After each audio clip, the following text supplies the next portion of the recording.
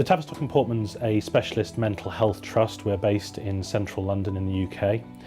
The trust provides a wide array of specialist child and adolescent mental health services as well as adult and forensic psychotherapy services. Also, we have a significant focus on training education, with that being about half of the trust activity.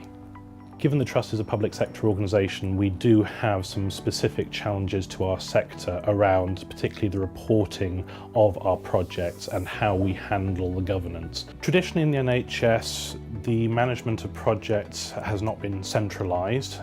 The objectives of the organisation are distributed across business units, and each of those business units will commission their own projects delivering change. The changing approach we're now able to take is to firstly to centralise the decision making on which programmes and projects the organisation commissions and ensure that greater association between those programmes and the strategic objectives of the organisation. Historically, in trying to achieve that, we would have been operating on a horrendous combination of spreadsheets, paper forms, and an awful lot of decision making distributed out through smaller organisational teams. Now that creates a number of problems. Firstly, it creates a significant reduction in the efficiency and delivery of those projects, but it also means that those projects that are most beneficial to the organisation are actually lost in the mass. As we move into the next financial year, we will start to use CA from end to end in terms of planning of our broader programmes, the association of our programmes, our projects to our strategic objectives, and the end-to-end delivery of the projects, ensuring that we're actually achieving the trust objective and not just the delivery of the project products. The Trust has recently introduced a Programme and Projects Office for the whole organisation. The intent is that CA will be the core operating platform for that new PMO. We will therefore extend the use of our new change governance approach beyond the transformation strategy and its main IM&T component to include estates and facilities, to include our HR projects, and to include our relocation project in 3 years' time. Our upcoming transformation strategy focuses very much on those services that directly influence the care of our patients and the training of our students.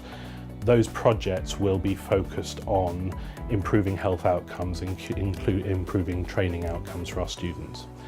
Those future projects are more about the business change. They are more about the process change, and if we look particularly at that remote patient care project that's upcoming, it is about addressing changes to our clinical pathways and how we provide that service to those patients, and not about the technical platforms we're deploying.